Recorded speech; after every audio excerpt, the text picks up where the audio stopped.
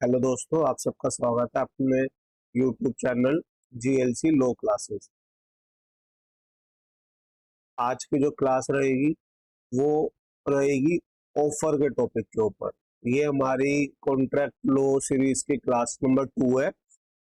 आज की क्लास में जहाँ तक पॉसिबल होगा हम ऑफर को कवर करेंगे, जो रिमेनिंग रह जाएगा वो हम क्लास 3 में कंटिन्यू करेंगे। तो आज का जो हमारा टॉपिक है वो है मीनिंग एंड डेफिनेशन। तो सबसे पहले हम मीनिंग देखते हैं कि ऑफर का मीनिंग क्या होता है। ऑफर का मतलब है proposal made by one person to another, indicating a willingness to do or abstain from doing something with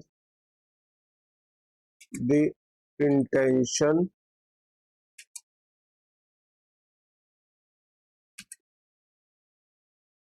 of obtaining the assent of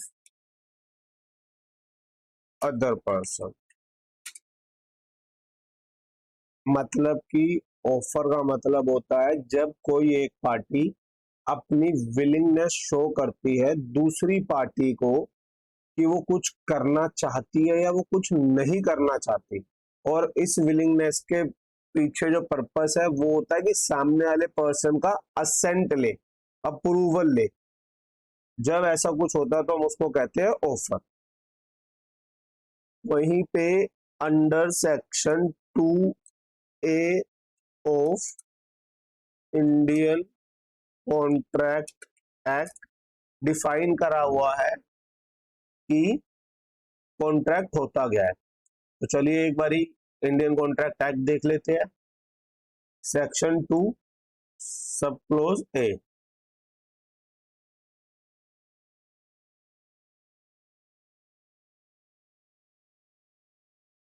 When one person signifies to another his willingness to do or abstain from doing something with the view of obtaining the assent of that other person to such act or abstains, he is said to make an proposal।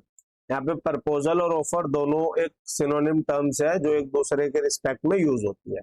इसका भी वही मतलब है, जब कोई एक person अपनी willingness show करता है दूसरे को कुछ करने या कुछ ना करने के रिस्पेक्ट में, with the view to obtain the assent of that other person to such act or abstains, then he is said to make an proposal। हमने डेफिनेशन देखी। डेफिनेशन के बाद बेसिकली इसमें अगर हम देखें, डेफिनेशन में दो पार्टी इन्वॉल्व है। when one person who is making an offer or the other person to whom the offer is made। तो यहाँ पे क्या है कि ये देखो section 2 sub section C, the person making proposal is called as promiser, the person accepting the proposal is called as promising। ठीक है जी। तो इन ऑफर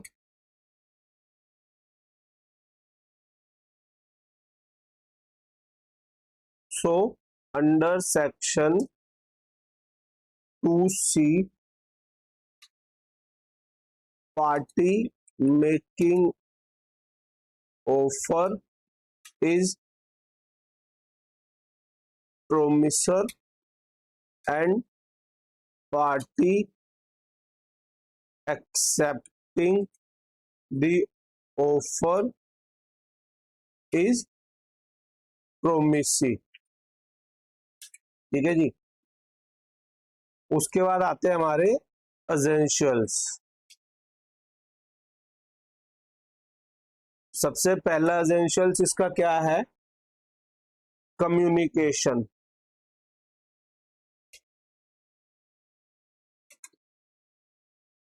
ऑफ ऑफर, मतलब कि जो ऑफर, जो प्रोमिसर है उसको अपना ऑफर कम्युनिकेट करना पड़ेगा टू द प्रोमिसी। सबसे पहला ये आ गया। Second one is intention to create legal relation, मतलब कि जो पार्टी है, जो प्रपोजर है, जब वो प्रपोजल दे रहा है उस केस में उसकी इंटेंशन होनी चाहिए लीगल रिलेशन क्रिएट करने की, ना कि एक सिर्फ डोमेस्टिक रिस्पेक्ट में उसने कुछ बोल दिया, नहीं, लीगल रिलेशन क्रिएट करने की इंटेंशन होनी चाहिए उसकी। Third one is offer must be certain, यानी कि जो भी ऑफर की टर्म एंड कंडीशंस है वो सर्टेन होनी चाहिए, फिक्स होनी चाहिए। ऐसा ना हो कि जो टर्म एंड कंडीशंस है, term and conditions must not be wagyu. ठीक है जी, मतलब कि आपको उसकी लैंग्वेज समझ नहीं आ रही, टर्म क्या कहना चाह रहा है समझ नहीं आ रही। फॉर एग्जाम्पल अगर हम यहाँ पे लेते हैं कि A makes an offer to B that I will sell my car at reasonable price.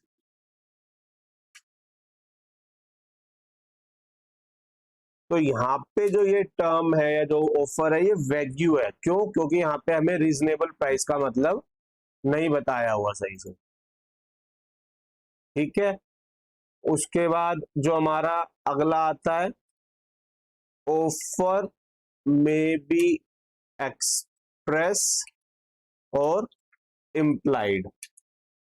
Offer में भी एक्सप्रेस और इम्प्लाइड मतलब ऑफर को हम बोल के या लिख के भी बना सकते हैं, या फिर इम्प्लाइड हमारे कंडक्ट के थ्रू भी ऑफर डिफाइन हो सकता है। जो मीनिंग है एक्सप्रेस और इम्प्लाइड ऑफर का वो अंडर सेक्शन 9 हमें डिफाइन करा हुआ है of Indian contract act. Promises express और implied. In so far as the proposal or acceptance of the any promise is made in words, the promise is said to be express। ठीक है,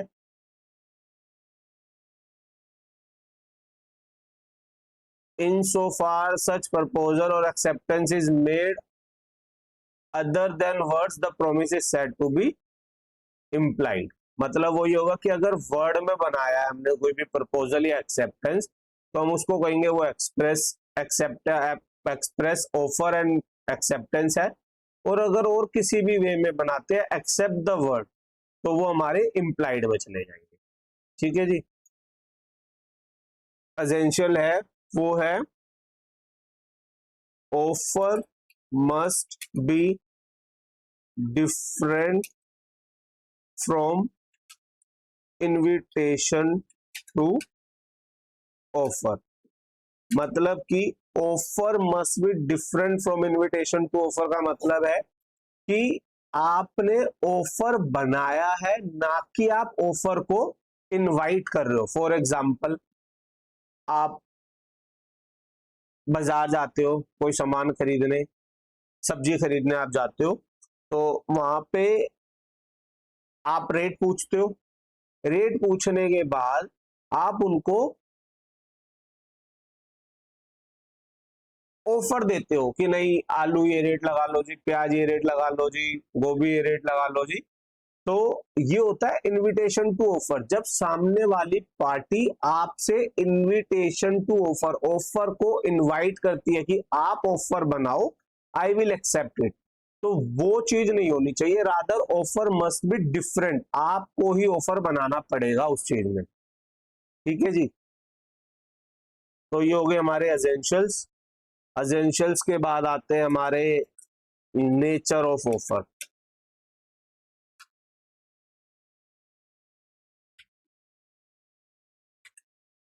तो हमारा जो सबसे पहला नेचर आता है वो आता है offer is an expression of willingness. जैसा कि अभी ऊपर था ऑफर में कि जो पार्टी ऑफर बना रही है वो अपनी विलिंगनेस दिखा रही है किस चीज में, to do or to abstain from doing something. ठीक है जी। दूसरा जो हमारा इसमें आता है कम्युनिकेटेड। कम्युनिकेटेड एक सबसे बड़ा नेचर है ऑफर का, क्योंकि जब तक ऑफर कम्युनिकेट नहीं होगा जब तक हम उस ऑफर को एक्सेप्ट नहीं कर सकते। Third is create legal obligation. Once the offer is accepted वो एक लीगल ऑब्लिगेशन क्रिएट करता है। Next is may be revoked. मतलब कि रिवोक का मतलब होता है आपने इसको विड्रॉ कर लिया, अब वो ऑफर एग्जिस्टेंस में नहीं है। However the revocation must be made before acceptance of the offer. मतलब कि ऑफर के एक्सेप्ट होने से पहले आपको, अगर आप रिवोक करना चाहते हो तो वो रिवोक कर लो। अदरवाइज अगर आपने उसको, अगर उस पर्टिकुलर ऑफर की एक्सेप्टेंस हो गई तो आप उसको रिवोक नहीं कर सकते। देन मे बी एक्सप्रेस और इम्प्लाइड। जैसा बताया कि या तो एक्सप्रेस होगा यानी कि वर्ड्स में वो करा जा रहा है, ऑफर बनाया जा रहा है, या फिर इम्प्लाइड होगा एक्ट के थ्रू बनाया जा रहा है। नेक्स्ट जो हमारा टॉपिक आता है वो आता है कम्युनिकेशन ऑफ ऑफर। कम्युनिकेशन का मतलब क्या होता है, बेसिकली कम्युनिकेट करना, सामने वाले को बताना कि भैया ये हमने ऑफर, पर्टिकुलर ऑफर बनाया है। तो communication of offer, acceptance and revocation of offer and acceptance, ये हमें अंडर सेक्शन 3 दिया हुआ है of contract act. Section 3 says the communication of proposal, acceptance of proposal, revocation of proposal and acceptance deemed to be made by any act or omission of party proposing, accepting or revoking, by which he intended to communicate such proposal, acceptance or revocation, or which has effect of communication। ये क्या कहता है, ये कहता है communication of proposal, communication of acceptance of proposal and communication of revocation of proposal and acceptance कब मानी जाएगी। ये कहता है ये जब मानी जाएगी जब जो पार्टी ऑफर बना रही है या फिर एक्सेप्ट कर रही है या फिर ऑफर और एक्सेप्टेंस को रिवोक कर रही है, वो इंटेंशन के साथ कोई ऐसा एक्ट कर दे या ओमिशन कर दे जिसका पर्पस कम्युनिकेट करना है। ठीक है, फॉर एग्जाम्पल आपने ऑफर बनाया। ऑफर आपने कैसे बनाया, ऑफर बनाया कि लिख के न्यूज़पेपर में कि भैया एक पर्टिकुलर कार है, मैं इस कार को बेचना चाहता हूं और इस कार की जो वैल्यू है वो 2 लाख रुपए या 5 लाख रुपए है। ठीक है, ये हो गया हमारा ऑफर जो कि हमने एक्ट के थ्रू इसको बना दिया। ठीक है, उसके बाद सेक्शन 4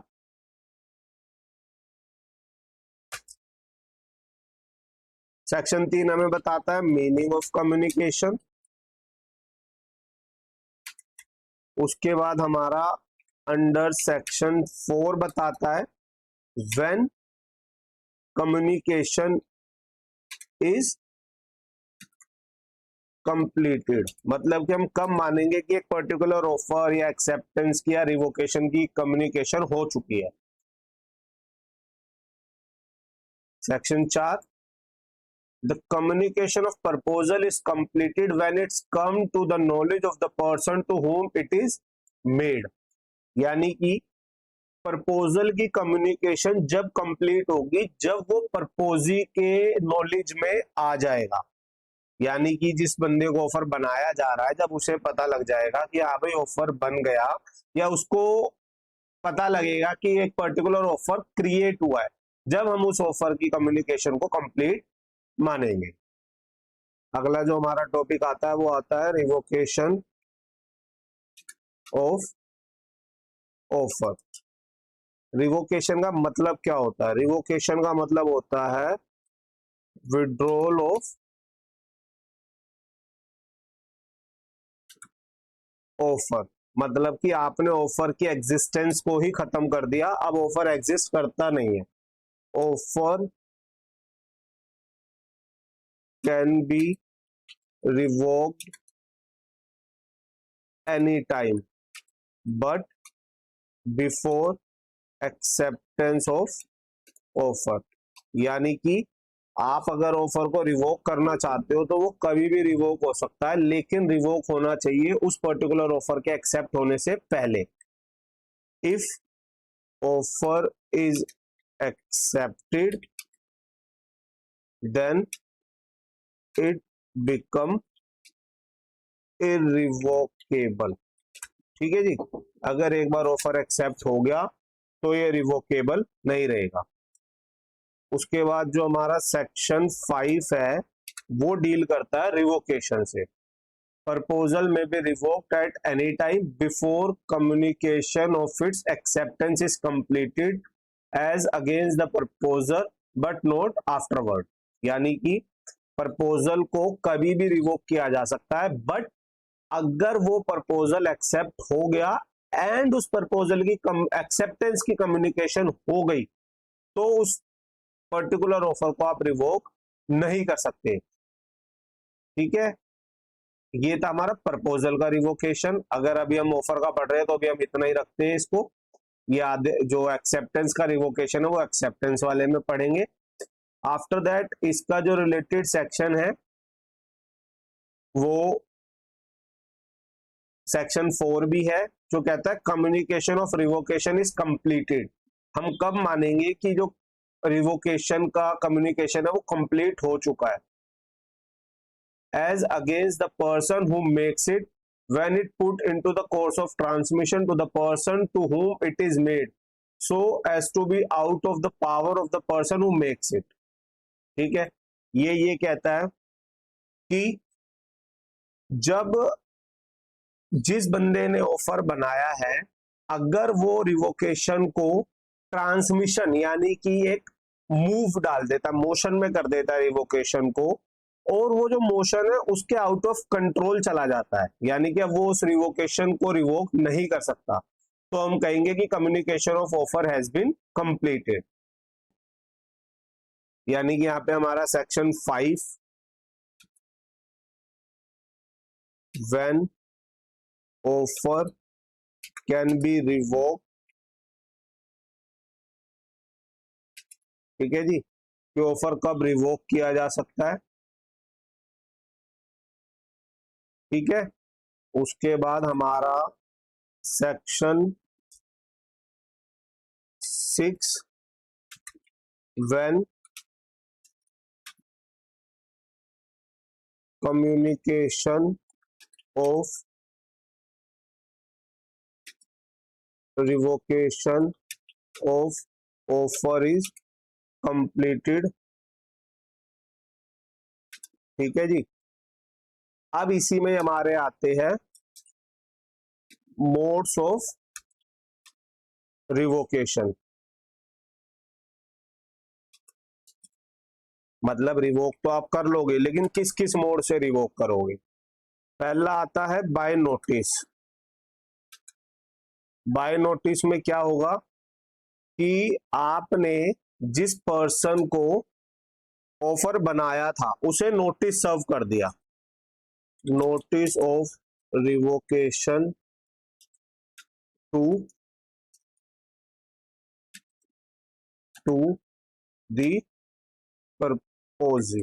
ठीक है जी, यानी कि जिस बंदे को आपने ऑफर बनाया उसको आपने रिवोकेशन का ऑफर वो कर दिया, सर्व कर दिया नोटिस की, भैया अब हम इस ऑफर को रिवोक करते हैं। सेकंड है bye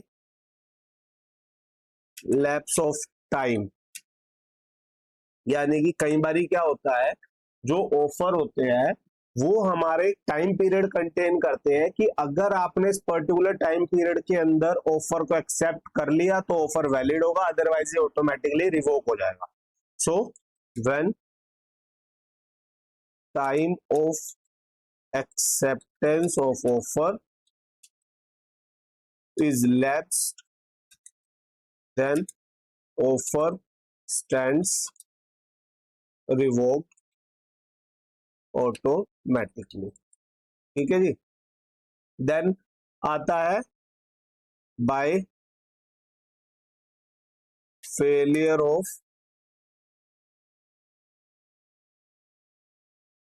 fulfilment of condition president. Condition president का मतलब क्या होता है, बेसिकली अगर आपने कई बार न्यूज़पेपर में एड्स देखी होंगी कि ऑक्शन के लिए जो होती है एड, उसमें वो कंडीशन प्रेसिडेंट डालते हैं कि आपको इतना अमाउंट, अगर आप पर्टिकुलर ऑक्शन में पार्टिसिपेट करना चाहते हो तो आपको इतना पर्टिकुलर अमाउंट इस बैंक अकाउंट में डिपॉजिट करना पड़ेगा। अगर जो प्रपोजी है वो उस कंडीशन को फुलफिल नहीं करता, यानी कि bye failure of fulfilment of condition president का मतलब होता है आपको ऑफर एक्सेप्ट करने से पहले कंडीशन है उसको फुलफिल करना पड़ेगा। प्रेसिडेंट का मतलब होता है ये, अगर वो कंडीशन फुलफिल नहीं होती तो वो ऑफर रिवोक हो जाएगा। नेक्स्ट इज बाय डेथ, यानी कि जो पर्सन जिसने ऑफर बनाया है वो मर जाता है तो भी वो ऑटोमेटिकली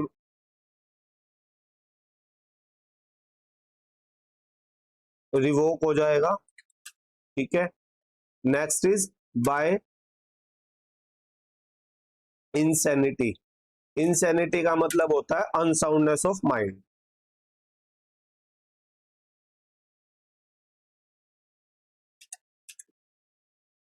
मतलब कि जब ऑफर बनाया था जब तो वो साउंडनेस ऑफ माइंड का था, लेकिन ऑफर बनाने के बाद बट एक्सेप्टेंस से पहले वो अनसाउंडनेस ऑफ माइंड का हो गया, तो उस केस में जो ऑफर है वो अपने आप ही वो हो जाएगा, रिवोक हो जाएगा। ठीक है जी। अगला हमारा जो टॉपिक आता है वो आता है टाइप्स ऑफ ऑफर।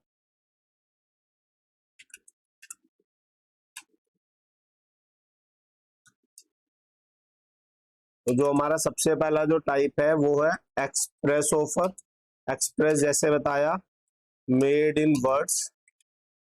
ठीक है जी, तो वो एक्सप्रेस हो जाएगा, जो कि जैसे हमारा अंडर सेक्शन 9 डिफाइन किया हुआ है। Second one is implied. Implied का मतलब made in any way other than words. ठीक है जी, ये भी हमारा अंडर सेक्शन 9 में ही डिफाइन किया हुआ है। देन द थर्ड वन हमारा जो ऑफर होता है वो होता है हमारा स्पेसिफिक ऑफर। स्पेसिफिक ऑफर का मतलब क्या होता है, जो कि एक पर्टिकुलर पर्सन या क्लास ऑफ पर्सन को बनाया जाता है, made to a particular person or class of persons. ठीक है जी। उसके बाद आता है जर्नल ऑफर। जर्नल ऑफर का मतलब made to public at large, मतलब कि पब्लिक में कोई भी उस ऑफर को एक्सेप्ट कर सकता है, जो कि स्पेसिफिक ऑफर में ये केस नहीं है। मतलब कि सिर्फ स्पेसिफिक ऑफर में वही बंदा, वही क्लास ऑफ पर्सन एक्सेप्ट करेंगे ऑफर को जिसको वो ऑफर दिया गया है, ना कि कोई भी अदर पर्सन। नेक्स्ट आता है हमारा क्रॉस ऑफर। क्रॉस ऑफर का मतलब होता है when two persons make identical offers to each other, ठीक है जी, without knowledge of each other's offer. इसका मतलब फॉर एग्जांपल हम लेते हैं, दो बंदे हैं मिस्टर ए और मिस्टर बी। मिस्टर ए ने ऑफर बनाया मिस्टर बी को कि भैया मैं अपनी कार बेचना चाहता हूं, क्या आप उसको खरीदोगे? और मिस्टर बी ने मिस्टर ए को ऑफर बनाया कि मैं आपकी कार खरीदना चाहता हूं, क्या आप उसको बेचोगे? ठीक है जी। बट इन दोनों में उन दोनों को एक दूसरे के ऑफर के बारे में इंफॉर्मेशन नहीं होती। देन नेक्स्ट आता है काउंटर ऑफर। काउंटर ऑफर क्या होता है? काउंटर ऑफर होता है acceptance of offer with modifications. यानी कि फॉर एग्जांपल मिस्टर ए ने मिस्टर बी को कहा कि मैं अपनी कार बेचना चाहता हूं 2 लाख रुपए में, क्या आप उसको खरीदोगे? वहीं पे ही मिस्टर बी कहता है कि हाँ मैं आपकी कार खरीदूंगा, लेकिन 2 लाख में नहीं, 1,80,000 रुपए में। ये हो जाता है काउंटर ऑफर। ठीक है जी। तो आज की क्लास यहीं पे खत्म करते हैं। Thank you. अगर क्लास अच्छी लगी हो, समझ आई हो, तो अपने दोस्तों के साथ शेयर करें, लाइक करें and subscribe to the channel. Thank you.